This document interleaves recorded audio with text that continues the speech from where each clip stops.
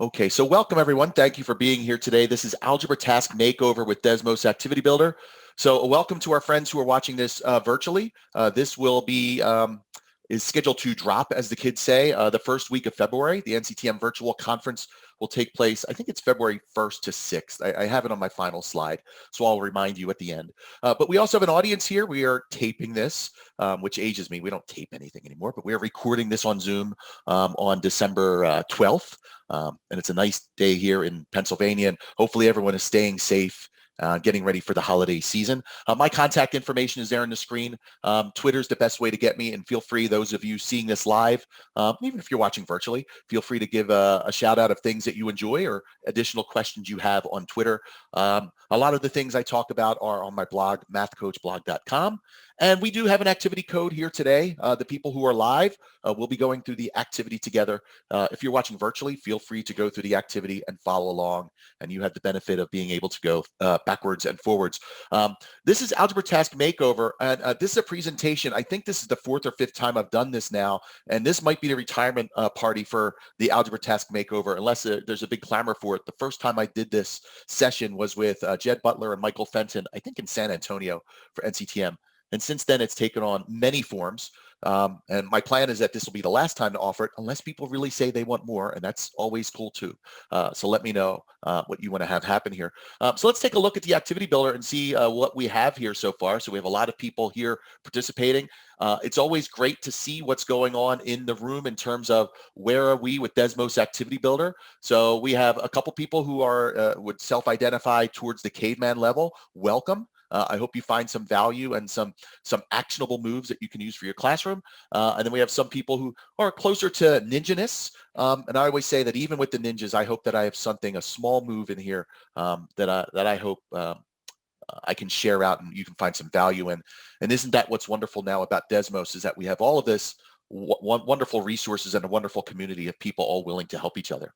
So what are you going to learn today? So here's what today is all about. What you'll learn today, my 5 moves for Desmos activities. These are not the only 5 moves, but these are 5 power moves, things I think about when I'm designing Desmos activities, especially now in this idea of hybrid and remote environments, where many people are asking for self-checking activities and things that with automation. This is not going to be that. These are things that hopefully are going to drive generalization and discussion and conversation within your classroom. And in these times when you're really trying to mimic the live environment, this is now more than ever, how do you get kids to converse even in a remote environment? And these are things that help me in my classroom. And there will be no computation layer. So if you came here looking for computation layer moves, and there's a lot of great supports for that, there will be no computation layer in any of the things I do today. And sometimes I think that the best moves you can do are the simplest moves. So I will show you some of those, hopefully simple but powerful moves today. So the first move we're going to talk about is we're going to look at linear inequalities in algebra class. So here's a typical textbook treatment of linear inequalities. How can you plan a healthy meal? Fantastic. And then they show you how to use slope-intercept form to graph an inequality. And this is not much different than what eventually I do with students. We turn it into slope-intercept form. We use a test point, and somehow based on faith of where that test point lies, we shade into one side, and we have to care about whether it's a bold line or a dotted line, that sort of thing. And eventually by exercise 51 and 52, we'll use inequalities to plan a meal. So we have that to look forward to down the road, which is nice. So how are we going to use Desmos to leverage this? And those of you who've done the activity already, you can see that you've been asked to create, I changed the activity a little bit. It's 2 rectangles now, 2 rectangles, which each have perimeter less than or equal to 30 units. And we can take a look at what people chose to do. These are grabs from previous versions of the activity. And I love when students test the waters of what's going on. We have Anna Pell over here who's going to make nice, big, they tend to be tall rectangles, as opposed to Leonard Euler over here has some skinny rectangles. You know, you're always going to have that kid who tests the limits of what can go on. We can have the really skinny rectangles. Small little, as a stat person, do kids tend to draw tall rectangles versus narrow rectangles? Kind of neat to see that. But I also love when I get kids like Peter on the bottom here. He's going to make his really skinny, small little rectangles, which totally fits what we're doing here. Okay. And then we're going to plot those. So let's take a look at what we did today on the activity builder. So here are our rectangles. Let's take a look at the rectangles that we drew here. Okay, we can see we have a whole bunch of rectangles that people have drawn. We have Julie, who's made some pretty big rectangles. Again, we want them to have a perimeter less than or equal to 30. I don't know if that quite fits. We have Bridget, who's making some small ones. Lee, who's made a nice variety here. Sandra, who's made some. So everyone's made their rectangles. Hopefully you've moved them about and recorded their length and width. But the beautiful part here, and this is the power, here's the power move here, don't forget about that overlay. Even now when we have computation layer that in theory we could automate this, I want to take a look at what all individual kids have done and I want to overlay that. I want to look at all these dots and see what's going on with the dots. And we have this nice little group of dots here towards the bottom. And we want to talk about what might happen when we look at all of the dimensions that people have done. We might want to point out some like, oh, we have the originals here. Am I showing the originals? Yeah, those are the originals. So there's a couple who haven't moved yet. But what happens when we move them all around? And what do we think will happen when everyone is displayed? We might have a linear inequality. So now we're talking like math teachers. But what might kids say? It's a filled triangle. Boundary line, of course, we're math teachers, so we're going to dive right into the inequality, which is perfectly okay. But think about what kids might say. What are some things that kids might say? If we were to graph all of them, what might we have? Oh, look at some of these drawings. We have Lee here. Some is on, what does this say, Lee? Some is on this line. Some is on the line fantastically. I appreciate that. Karen's going to make a whole bunch of dots. Very therapeutic to make all of those dots, isn't it? Olga thinks that maybe it's a curve. Oh, let's talk about that curve. Let's talk about what's happening here. Why? How could it be a curve? Maybe it is a curve. Maybe all my triangle people are a little misguided here. I don't know. So can we sell people on the idea that perhaps it's a curve? I don't know. Okay. But notice that's a great prompt for when we get to area too. We're going to talk about that parabola there, right? So what do you notice? What do you wonder? So you might want to ask kids, and that could be something you add in. What do you notice about this? What do you wonder? And in the chat, oh, by the way, in this presentation, for my people watching live, feel free to use the chat if you have questions or comments. I'm always kind of looking down at the chat for things. What do you notice and wonder? Where are we going to go next with this? Couple small adaptations. We made triangles that were less than or 30 units in perimeter. What if we had? What if we said they had to be less than 30? What if I remove that restriction of an equal to? How will this be different if I do that? Oh, so now we're going to have kids conjecture. Oh, well, 30 wouldn't be okay. So all the ones here, I see here would not be okay. And how are we going to talk about that? So again, eventually we're going to talk about linear inequalities here. And we have people draw here. Give me all the rectangles. Here's some drawings that I've used over the years from previous presentations. I love someone calling this the no-no zone. That's very cool. We love that. Okay. So my first move for you, so the first move here is to use that overlay. That overlay is very powerful. Let me show you another great place to use that overlay. Here's another great place to use the overlay. For those of you who teach Algebra 2 or pre-calculus, at some point you might talk about the conic sections and ellipses. So on the right here, we have the definition of ellipse. An ellipse is a curve that is the locus of all points in the plane, the sum of whose distances R1 and R2 from two fixed points F1 and F2, the foci, separated by a distance of 2c, is given a positive, given positive constant 2a. So of course we now understand what ellipses are, right? Right. And we can find from the from the textbook or whatever software we use to make problems, we can certainly generate a lot of problems where kids have to find the equations of the ellipse. But do we know what an ellipse is from this? I mean, to me, I think kids look at this and it's just like it's a bowl of alphabets to me, right? It's just a whole bunch of words or word salad. I looked for good artwork for word salad and I couldn't find one. But alphabets works just as well. I mean, what the heck does that all mean? What do all these things mean? So yeah, love the alphabets. They still make alphabets. I can't eat those sugary cereals anymore, but we love alphabets, right? So it looks like alphabets to me, just a mess, right? So what can we do? Now, if you're like me, tell me, raise your hand or in the chat, tell me if you did this back in the day when I taught this. We would attach string to the chalkboard or to the dry erase board. We would tape it there. And I would do this with all the kids. I would set up stations with string. Did anyone do the string and make ellipses using the string and talk about all the different ways you can make them? Yeah, it was very, and I would still do this, right? You can still do this, and it's still wonderful to do this, isn't it? It's just a cool thing to do. Sometimes doing things with string and getting kids up and moving is still a wonderful thing to do, and we can't replace that feeling, right? So yeah, that's me with the string from a couple of years ago. So we would do that, but let's take a look at what we did here. So we had, this is a screen you had, drag the green points so that the sum of the two green segments is 14. Let's take a look and see how we tackled that. We have everyone, where do I want to be? I want to be on screen 5. So here's all my responses of people who have done that. I like how you've moved it all over the place. We have a whole bunch of different ways that people have done it. Another neat little stat thing. My conjecture is that people will always will tend to go above rather than below. You notice this?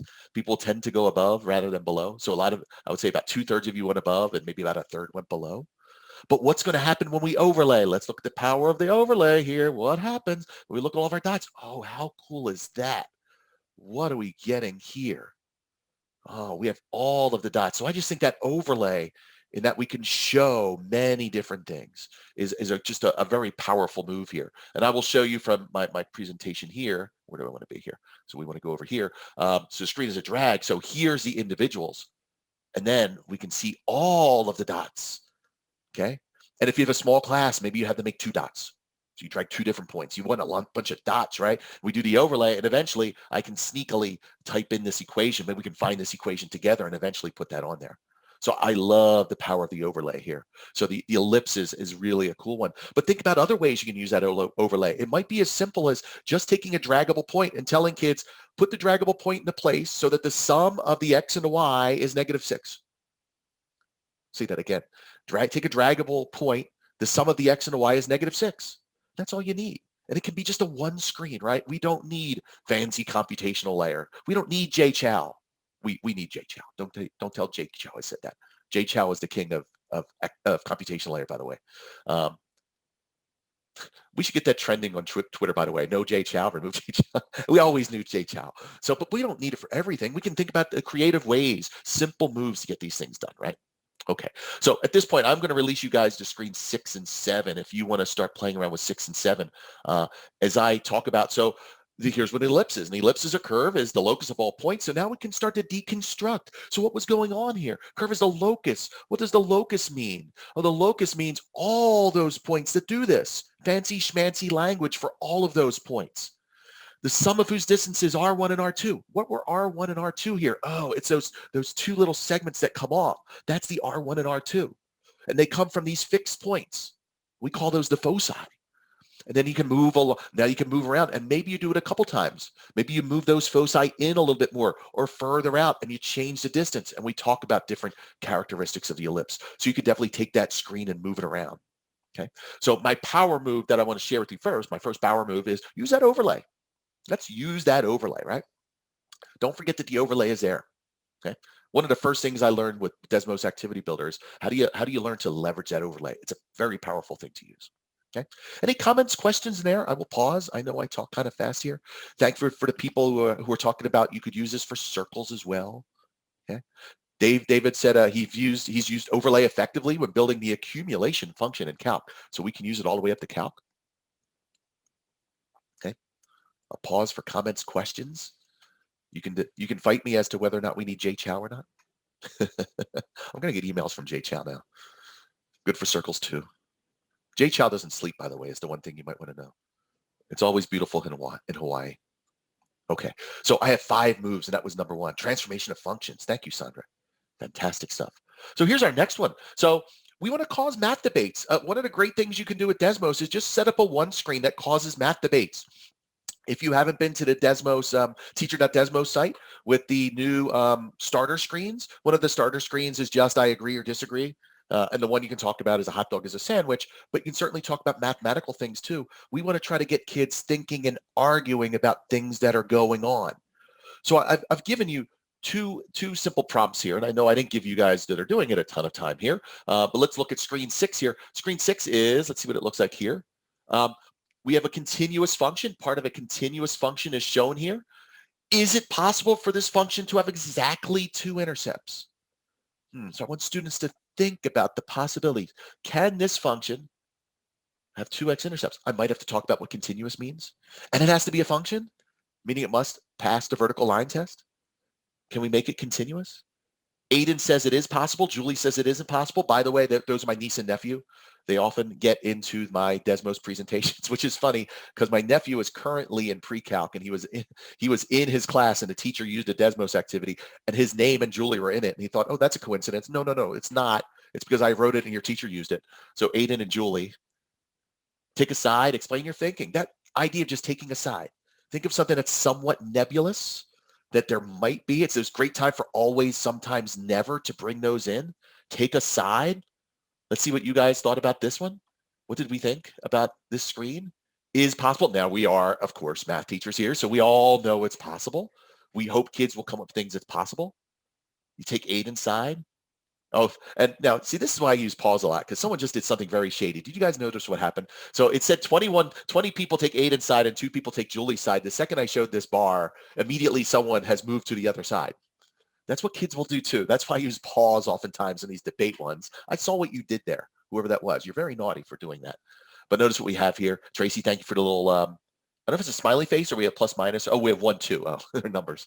I love when they draw things. Okay. Yeah. But depending on what you're talking about here, oh, it has to bounce.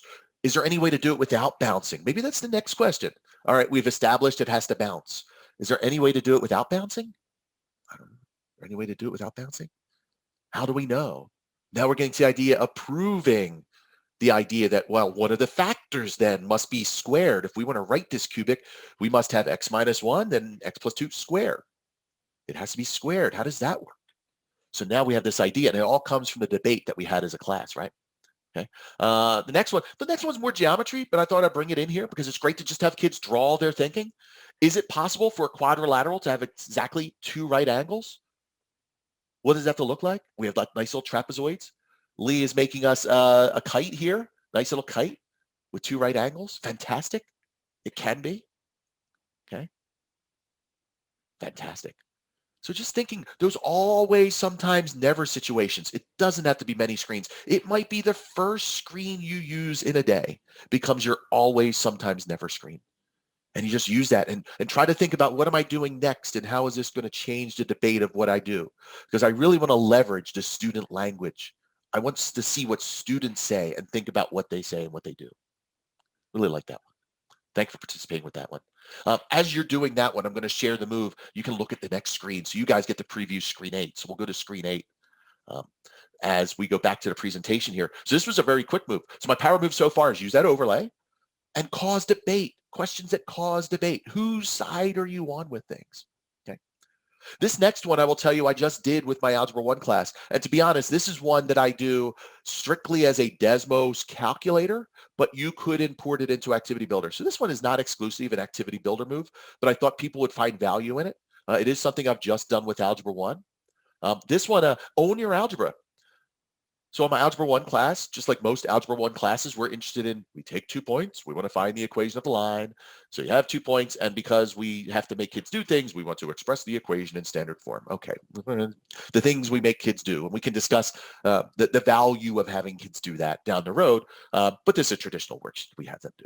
And if you're like me, you can raise your hand or say in chat, it's difficult to give tasks like this in the day of photomath, right? You can easily give this whole page. They can find other ways to do it, right? So how am I going to change things up a little bit to have kids take ownership of the algebra? We want students to own the algebra.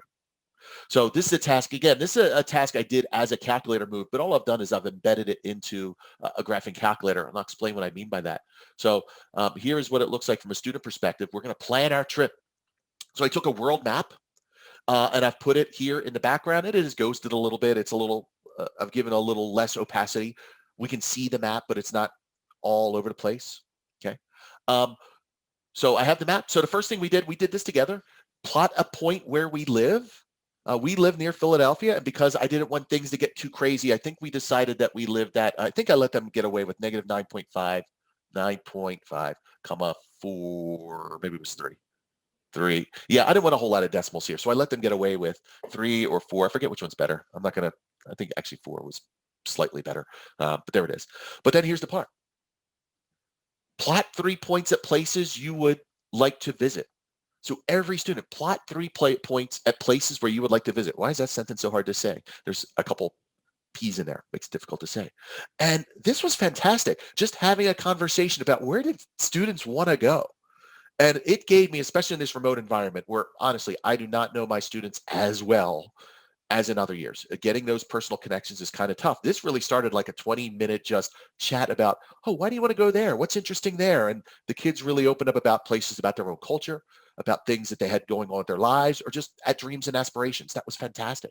So just having them plot points was worth the discussion. Even if we didn't do any algebra, the discussion of plotting their points was worth it for my class. And then here's simply the task. Write equations of lines which travel from home to each city in order.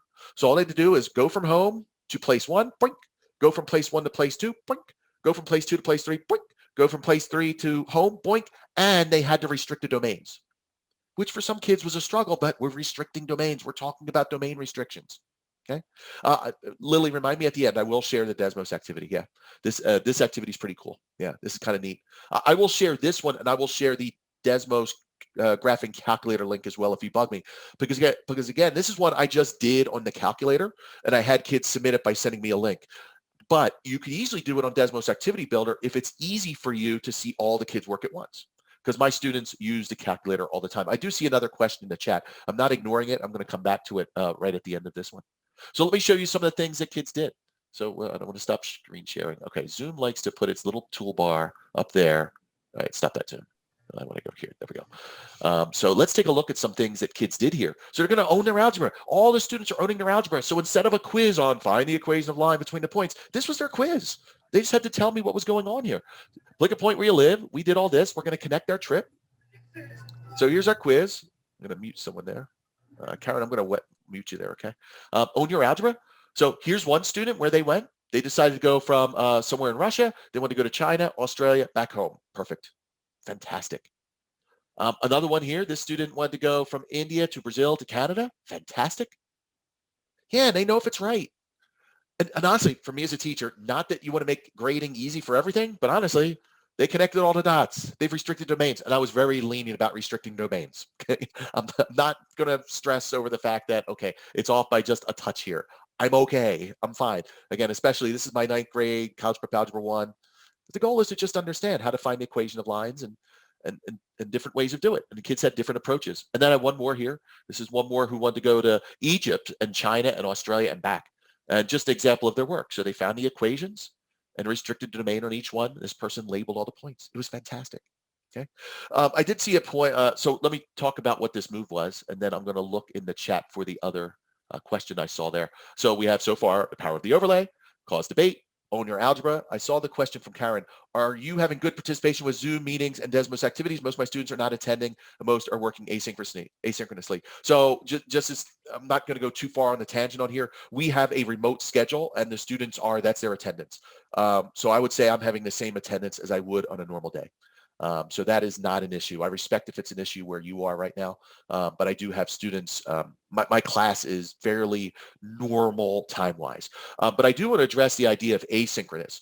It's very rare that I give an activity builder as an asynchronous activity and just say, here, do it, unless I have very deliberately thought about the beginning to end intent of that activity. Because usually when I do an activity, just like the one we're doing here, I'm pacing you to different sections. There's a beginning, there's a middle, there's an end, and I know where I want to stop and snapshot different things and look at different student responses, and that's built into the conversation.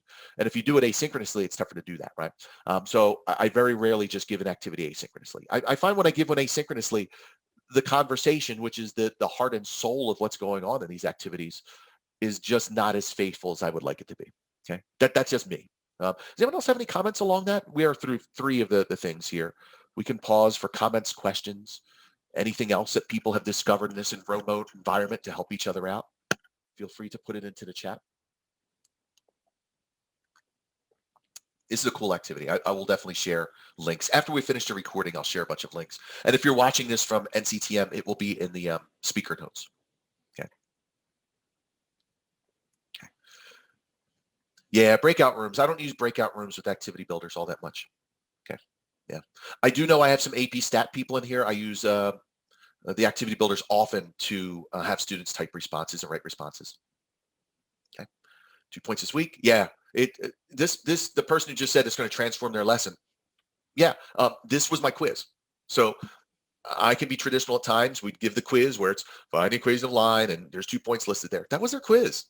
Every student was different. No student gave me the same product. That was their product, right? Fantastic. Okay, so let's look at the 4th thing, and I do want to move you guys along with the next 2. screens. Oh, this next one is one of my favorite prompts. So this is one I use. So I have a 9th grade course. It is called ProbStat. A brief explanation about what it is. It's a course that students take after Algebra 1. It happens to have a little bit of probability and statistics on it because of SATs and the state tests. It is about 1/3 ProbStat, but for the most part, it's Algebra 1.5.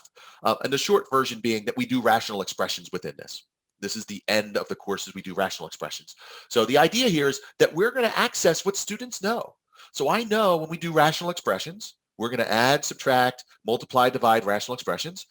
If you also teach this, it is dry as sand most of the time. We know that this is the unit that it's just going to be very procedural. It is one of those things. I don't have a magic bullet to make it less procedural. It is, but it's just about fractions. The students who struggle with fractions to begin with, when they struggled with them in 5th and 6th grade, are probably the same students who are going to struggle in this unit, right? So we have to talk about what's going on with fractions. So one of my favorite prompts is, many years ago, you learned how to reduce a fraction. So I bet you are the king of fractions. So what does it mean to reduce a fraction? How does one go about it? Provide clear directions for reducing a fraction, assuming that somebody is new to this skill. And I've been doing this one for years. I used to do it on index cards, and I would tell them I wanted their alone reaction. And the looks of panic on students' faces as they had to write things. Because they know how to reduce a fraction for the most part. They have seen idea, that they have the idea that in their recesses of their mind, in the cobwebs, they have reduced a fraction before. How the heck you do it is kind of beyond them a little bit. Okay, so I'm going to show you a couple responses that kids did. So here's one that kids did. All right, let's take a look at one. Oh, wait a minute, I went too far. To reduce a fraction is to simplify it. Thanks. To simplify it. So now we have to dig deep into what the word simplify means. So now we have a synonym that we think might also mean reduced. You go about it by finding numbers that go into each other, into each, what did I just say here? Go into each, the numerator and the denominator. Okay, so there's crumbs, right? I'm very happy they're saying numerator, denominator. Go into each other. We have to talk about what that means, right? So we're going to have the conversation about what does that mean? Can we refine what that means? Can we crowdsource what's going on here? Here's another one. You divide the numerator and the denominator by the largest common number that can be pulled from them. Again, we have this idea of, oh, we're getting close. We're getting so close to greatest common factor, right? The largest common number that can be pulled from them.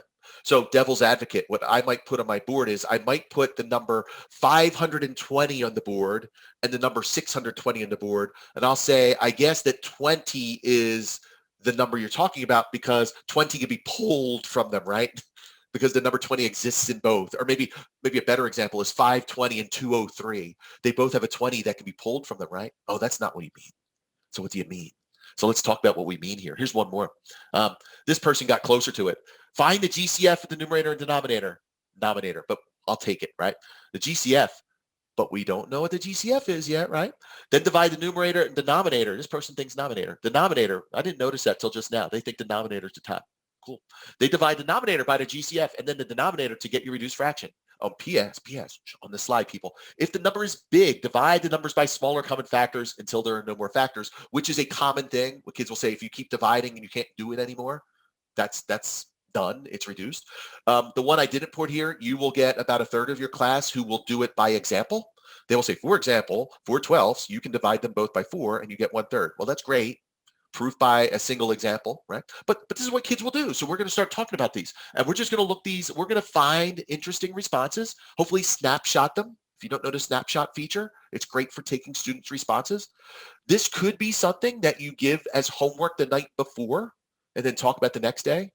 I always then get worried about them looking it up because I do not want a textbook definition here. I really don't want that, okay? But then one of the later screens, you guys saw it there. Here comes another math fight. I would like to simplify this expression. My work is shown here. Have I reduced this correctly? Does that look good to you? And this particular time I did it, and I think I captured this pretty early. It was 5 to 8. 5 people thought I was never wrong, and God bless them for thinking I'm never wrong. I really appreciate that. My ego got a real boost there. 5 thought I was never wrong. 8 thought I screwed it up. Okay, so now we have to talk about that. And the following screens talk about, well, why are the red and the blue not equivalent to each other? If you want this activity, again, I'll give you this activity as well. So if you stick around after, I'll throw a whole bunch of links into the chat after we're done. For those of you watching this as a recording, they'll be in the speaker notes. Okay, so this is one we can do here. Okay, so oh, by the way, yeah. So if you haven't seen this yet, what we're trying to avoid, of course, is this. Who has seen this before?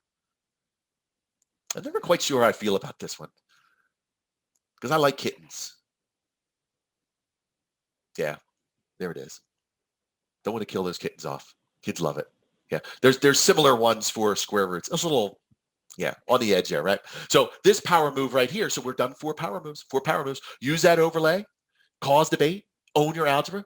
Access prior understanding. I have just one last move. One last very quick move here. And this one is quick. I'll release you guys to the last screen now. In fact, I'm going to unpaste you completely because now you can go around to the whole thing if you want to. And it's the idea of multiple choices. So how do I use multiple choices? And you have to be very judicious about the multiple choices because you can easily just set up multiple choices and say, what's this? What's that? You can have students explain their thinking. But for me, as someone who teaches AP Stat, there's a lot of great questions out there. And this is one of my favorites. But you could even use this in, I don't know where you teach mean and median algebra 2-ish, or even if you're a 6th or 7th grade teacher and you're sitting here, fantastic. The mean salary of all warehouse workers is $35,000. The mean salary of all office workers is $41,000. What must be true about the mean salary of all workers? Well, it must be 38,000. It must be larger than the median. It could be any number between 35,000 and 41,000. It must be larger than 38,000. It cannot be larger than 40,000. And this is one I do with students. And eventually, if they talk to each other, this is one that they will get. But instead of just having them choose the correct one, we turn it into my favorite wrong. And here's how it looks on the activity. On the activity, my favorite wrong. The mean salary of all female workers is 30. So it's the same question. Choose a statement you know is false and explain why you know it's false. Tell me one that you are removing from consideration and tell me why you're removing it from consideration. Because there's a couple interesting ones here. It must be 38,000. Oh, no, it doesn't. That's the one that kids will often pick, by the way. Oh, and kids will know. Oh, because if you have more, wait a minute, was male and female workers? Did I change the question? Oh, I changed the question here. I didn't realize it. It was warehouse and office workers. I changed the question, guys, to male and female. Okay. I think the original question's male and female. I think because I wanted an office picture in it, I made it warehouse and office, but whatever. Male and female. Because if they're not, that would only be true if they were equal numbers of people. If you had the equal number of male and female workers, that's the only case under which that would occur, right? So that's showing deeper understanding about the problem, right? And then there's other ones that are wrong for different reasons as well. So have them pick their favorite wrong. So it's a great way to use multiple choices. Okay. So we have 5 power moves. The order to 5 power moves. Use that overlay. Hopefully you get to use that overlay. Cause debate. Own your algebra. Access prior understandings, and finally build discussion into multiple choices. And I hope you like that list. There's a much bigger list of great ones as well, but that's my power list of different things I think about when I put together activity builders. Yeah, I think Lily, I think that's also why I removed, in my experience, so Lily's question in the chat or a comment in the chat, very valuable. Using male and female could also ignite debate about pay gap and relate to real world issues. So as a young stat teacher, you looked in textbooks and there were whole lots of questions about male and female and gender roles and all sorts of things. As I've revised activities and changed activities, I've little by little removed any of those incidences. So that's probably why I did warehouse and office there. I probably changed it there. But I think the original question was male and female. It was from a multiple choice from years ago from a textbook. So yeah, that's a very strong point there, Lily. Thank you for sharing it. Okay. But this is the end. Those are my five power moves. A couple places where you can learn more. If you've never been to teacher.desmos.com, I hope you have. If you've been here before, teacher.desmos.com is where you get all these great things. Learn.desmos.com. It's a great place to go as well. And hopefully if you've been here, you've been to Desmos on YouTube. Great place to just find quick webinars, quick things to learn computation layer, to learn little power moves, to find all these great things. And if you are here live today with me, you're all from the Facebook group, which we all know is just wonderful, right? So shout out to the people on the Facebook group. So thank you for being there. And I learn a lot from you as well. I'm always patrolling the Facebook group. And it's one of the best things now, I think, in the Desmos community to have people sharing and find those little moves. And isn't it great where somebody puts a comment and immediately 10 people all have great ideas. So the Facebook, the group has really just taken off. Yeah. Fantastic. And here's the thing about myself. The NCTM virtual conference is February 1st to 6th. If I remember correctly, this is dropping on February 3rd. So if you want to see the recording, but I'll tell you after that virtual conference, I will also put this on my professional development page, a Math Coach blog as well. There's all my contact information, including my Gmail address and my Twitter and all those wonderful things, and a picture of me if you need it for your refrigerator. It's there too. So thank you very much. So this is one that was usually supposed to take an hour, but I get so excited I just rush through these things. So does anyone have any questions or comments? I appreciate all the wonderful comments that people are saying. Yes, please play with them. Does anyone have any additional comments or questions? I will share all the links. So once I'm done with the formal recording here, I will share all the links. So stick around for my live audience here today. I appreciate all the kind words, everyone. I would love to attend any of my future Zoom meetings. Oh, I don't know if they're going to exist, but every now and then I try to do different PDs, but stay tuned. How have you been using the feedback feature this semester? Oh, fantastically. Lee has a great question about the feedback feature. So again, 2/3 of my schedule is AP statistics, and then I have Algebra 1 as well. I have been using it, and I know we have a bunch of AP people in here. When students write written explanations, I use it all the time to talk about here's things you should be thinking about. There are some times when I give an activity that's maybe 8 screens, and I know on 2 of the screens, everyone's going to get feedback. And one of my moves for that is I already know from experience what my feedback is going to be. Not that I'm giving everyone the same feedback, but you know it's going to be categorized by you need to talk about center in this explanation. You are missing context. This is partially correct. I'll put those all in Excel beforehand, and then I can just copy and paste into there. But there are also times where I want to give kids a personal comment. But I have been using the feedback feature often, but not so much that it's overwhelming me. Hopefully that's helpful, Lee. But very targeted. I tend to find one's screens and say, I know I'm going to use it here. Okay. Well, thank you all for being here. Any other? Yeah, fantastic. So why don't we do this? So my friends who are watching this on the NCTM virtual conference, I hope you found value in this recording. I hope you enjoy the rest of the conference and have a great rest of the day.